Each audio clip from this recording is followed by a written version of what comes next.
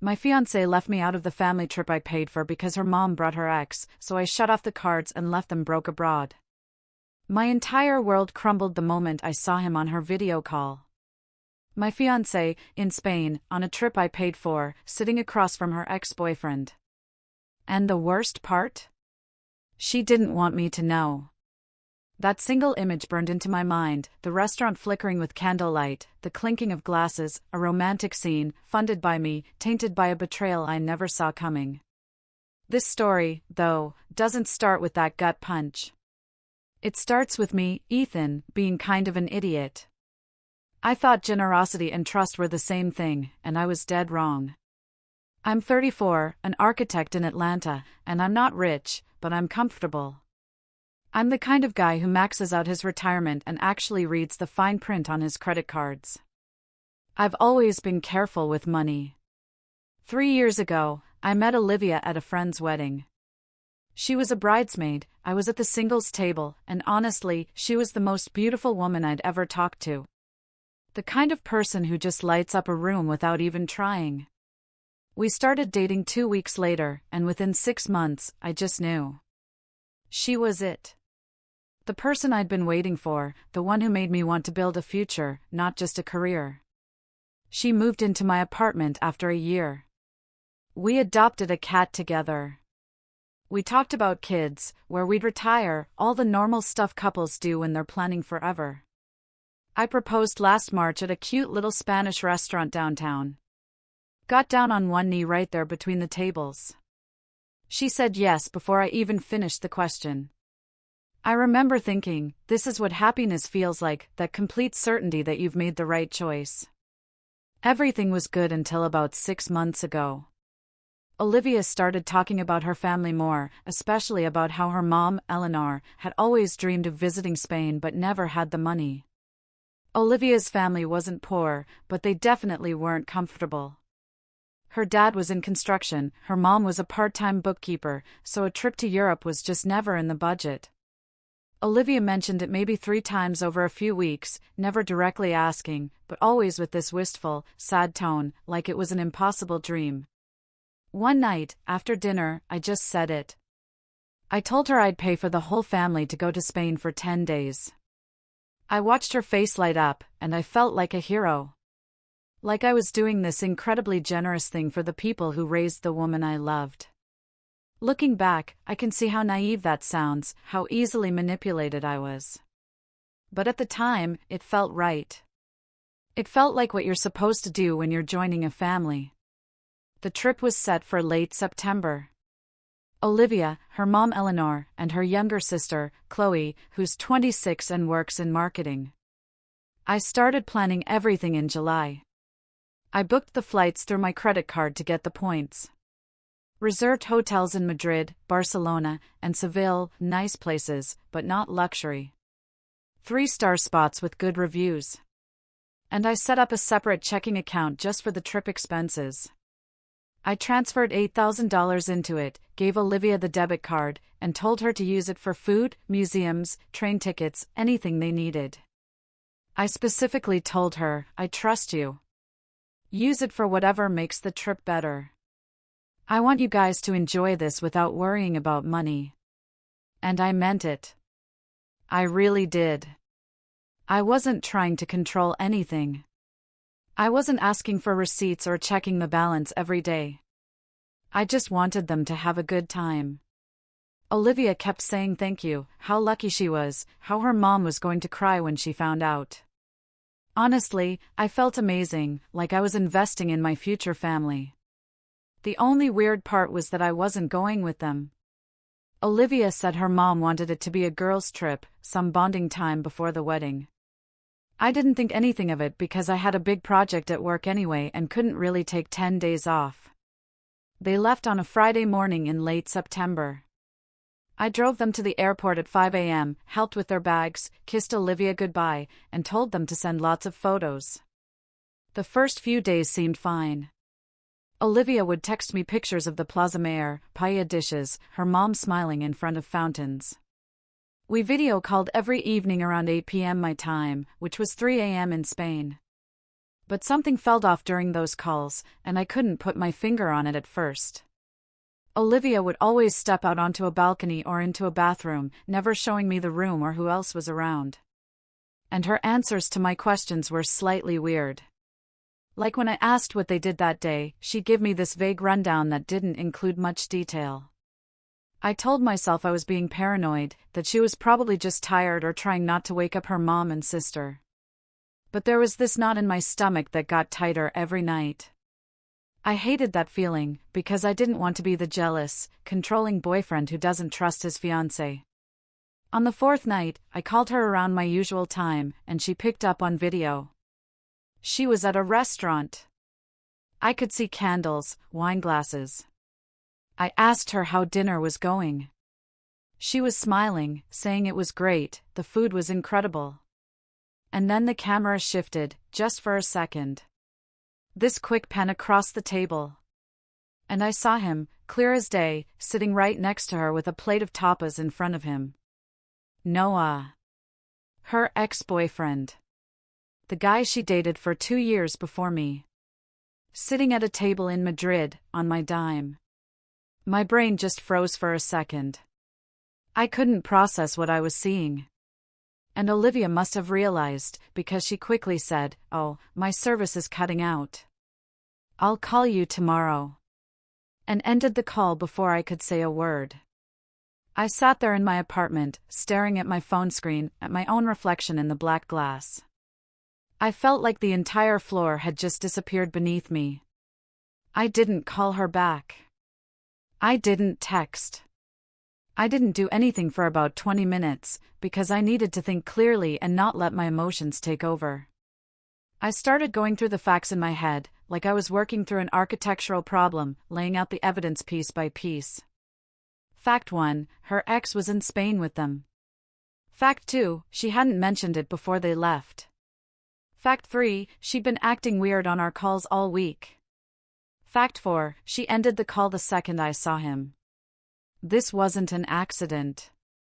This wasn't some coincidence where they ran into him at the Puerta del Sol. This was planned. She knew he was coming, and she didn't tell me, which meant she knew I wouldn't be okay with it. Which meant she chose to lie by omission rather than have an honest conversation. I felt physically sick. Not angry yet, but just this deep sinking feeling like I'd been played for a fool. I opened my banking app and checked the account I'd set up for the trip.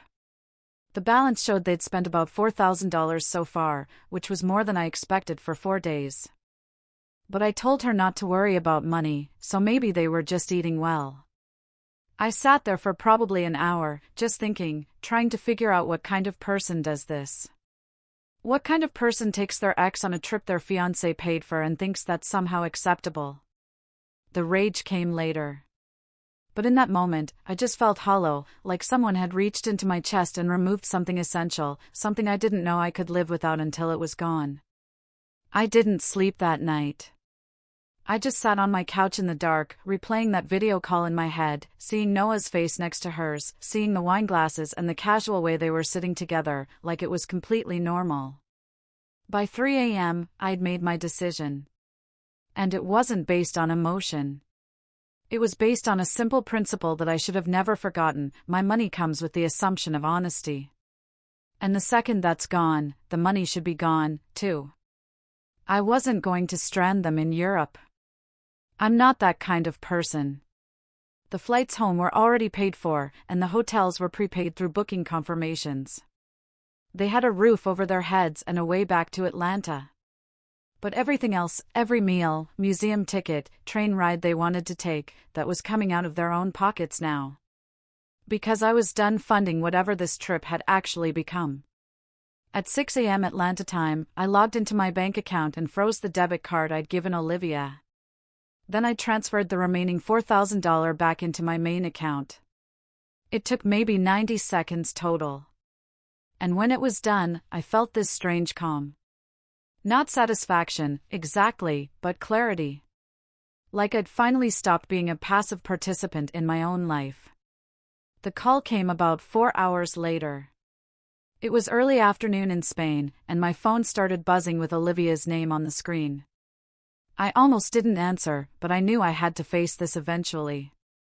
So I picked up and immediately heard yelling. Not even a hello. Just straight into, "What the hell did you do? The card isn't working. We're stuck at a restaurant and the card got declined." Her voice was high and panicked, and I could hear her mom Eleanor saying something sharp in the background, but I couldn't make out the words. I kept my voice level and said, "The card's frozen. The account is closed. You have enough to get home, but that's it." There was this pause, like she couldn't believe what she was hearing. Then she started crying. Not sad crying, but angry crying. Telling me I was being cruel and controlling. How could I do this to her family? To her mom, who'd been dreaming about this trip her whole life. I let her finish, and then I asked the only question that mattered. I said, "Was Noah invited, or did he just show up?" And the line went quiet for a few seconds before she said her mom had invited him because he'd always wanted to see Spain, and it seemed mean to exclude him. That answer told me everything I needed to know, because it meant this wasn't some last-minute thing. Her mom had planned this, probably weeks ago, and Olivia had gone along with it without saying a word to me. I asked her when she found out, and she admitted she'd known for about 2 weeks before the trip. She said her mom had told her, and she didn't know how to bring it up to me because she knew I'd be upset. She kept saying, "It doesn't mean anything. He's just a friend now. Mom thought it would be nice for him." I remember thinking how insulting it was that she thought I'd believe that. That she thought I was stupid enough to think her ex-boyfriend just happened to be a charity case her mom wanted to include on a romantic trip through Spain. I told her, "You had 2 weeks to tell me, and you chose not to. You chose to let me find out by accident, and that tells me exactly how much you respect me." She started arguing that I was being unfair, that her mom had put her in an impossible position, that she couldn't say no to her own mother. But here's the thing about impossible positions, they're only impossible if you're not willing to make a choice. And Olivia had made hers. She'd chosen her mom's comfort over my trust. And now she was mad that there were consequences.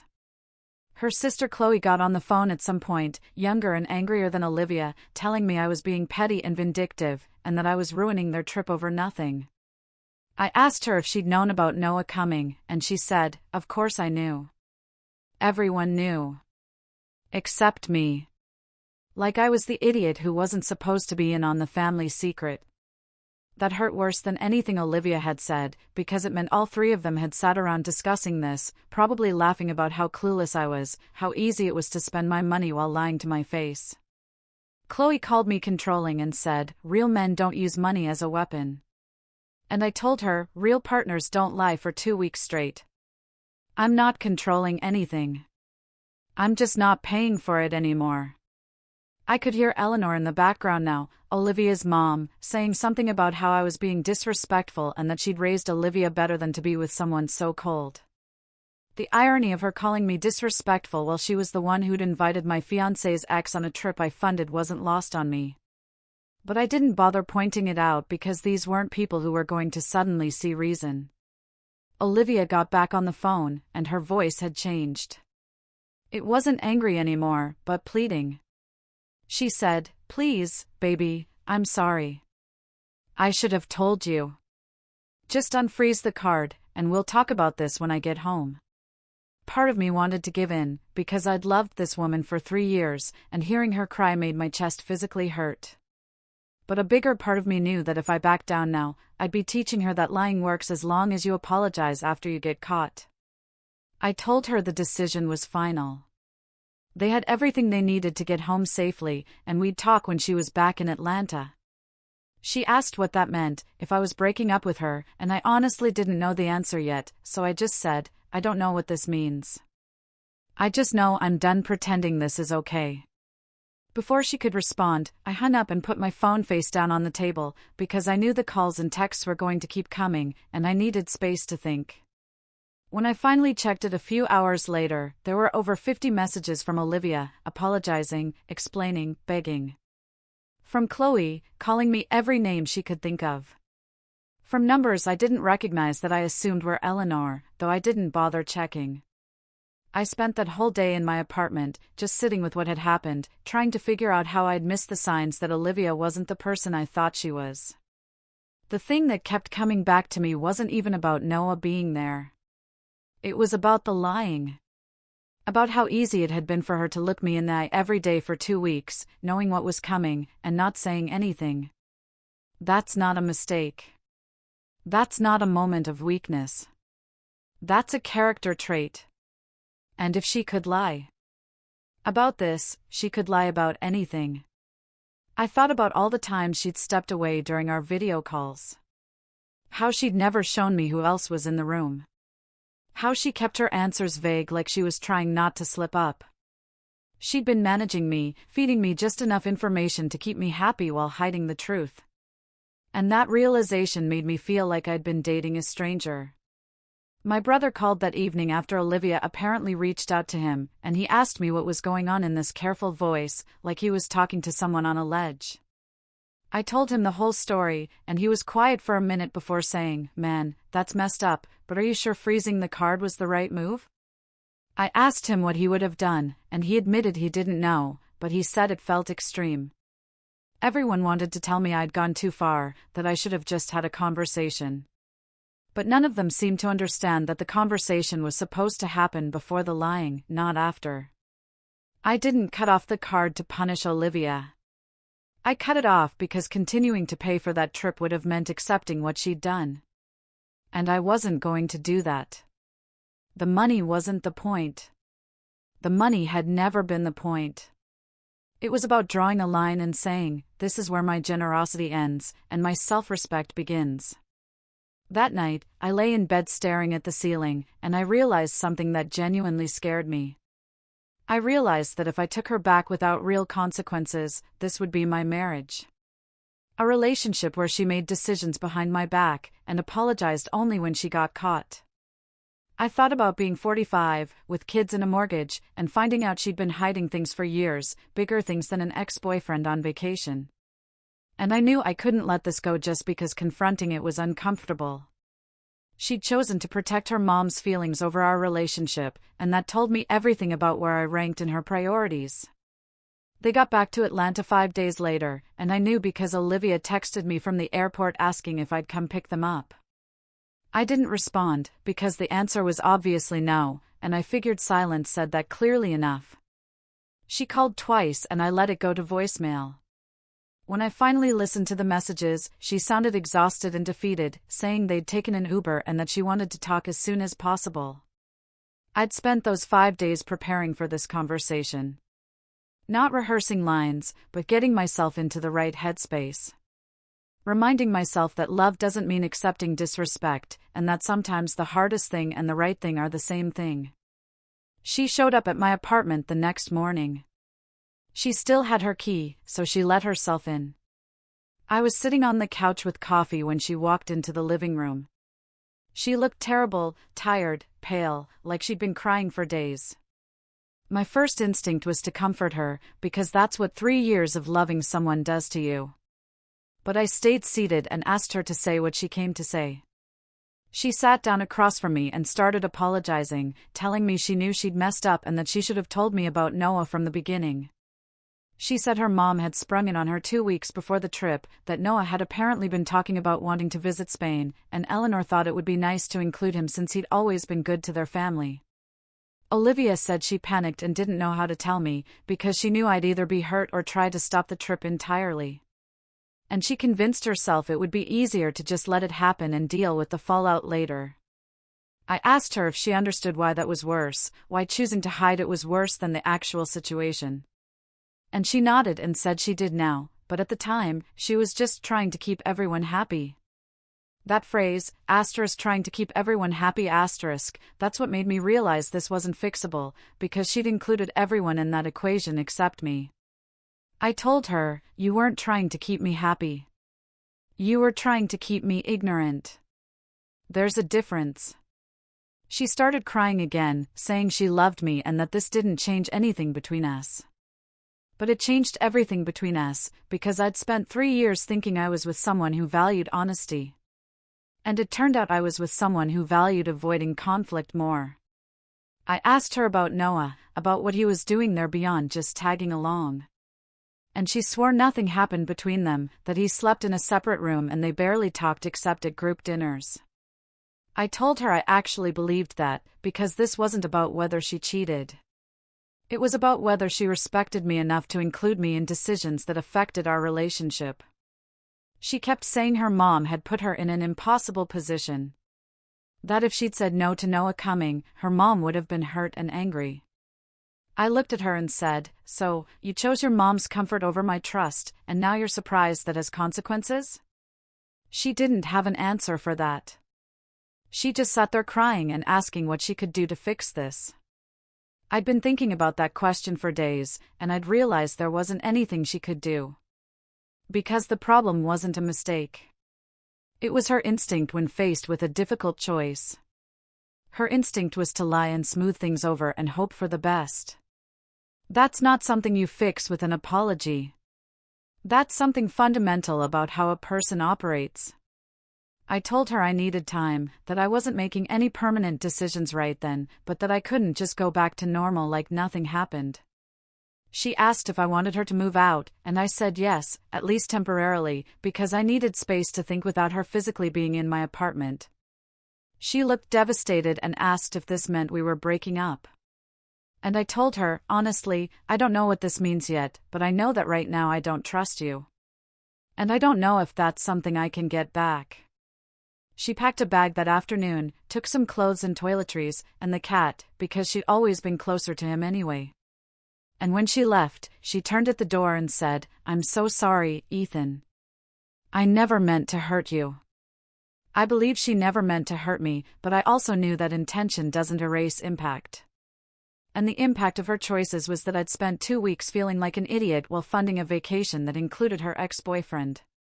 The next few weeks were strange. We'd text occasionally, and she'd update me on where she was staying, which was with her sister Chloe, and she'd ask if I was ready to talk yet. My friends were split on what I should do. Half of them thought I should forgive her because everyone makes mistakes and the relationship was otherwise good.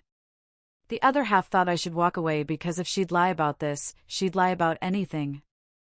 I spent a lot of time thinking about what marriage to Olivia would actually look like. And I kept coming back to the same image, me finding out years later that she'd made major decisions without telling me because she didn't want to deal with conflict. Maybe it would be about money, or where we lived, or how we raised our kids. But the pattern would be the same, her avoiding difficult conversations and me feeling blindsided when the truth came out. I realized I didn't want that life. I didn't want to spend 40 years wondering what else I didn't know.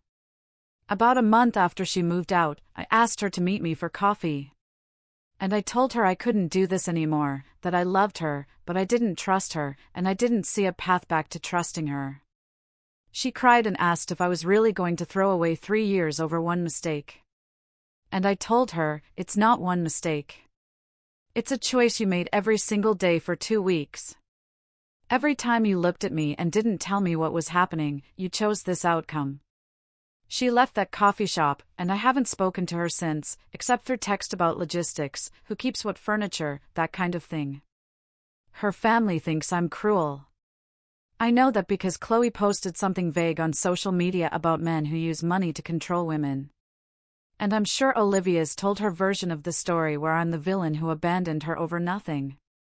But I'm okay with being the villain in someone else's story, because I know what actually happened. I know I gave her a chance to be honest, and she chose not to take it. 3 months later, I'm doing fine. I'm not dating anyone yet, but I'm not closed off to it either. Mostly, I just feel relieved that I figured out who Olivia really was before we got married instead of after. People ask me if I regret how I handled it, if I wish I'd been less extreme. And honestly, no, I don't regret it. Because that moment when I froze the card was the moment I decided my self-respect mattered more than keeping the peace. Olivia is not a bad person. She's just someone who prioritizes avoiding conflict over being honest. And that's fine for her, but it's not fine for me. I think about that video call sometimes, seeing Noah sitting there next to her. And I remember the feeling in my stomach, that drop of realization that I'd been lied to. That feeling taught me something important. It taught me that generosity without boundaries is just being a doormat. And that trust, once broken, doesn't heal just because someone says they're sorry. I'm not angry anymore. I'm just clear about what I deserve. And what I deserve is someone who tells me the truth, even when it's uncomfortable. Someone who includes me in decisions that affect us both. Olivia wasn't that person, and I'm glad I found out when I did. Losing money hurts, but losing years to the wrong person hurts more. What would you have done in my shoes?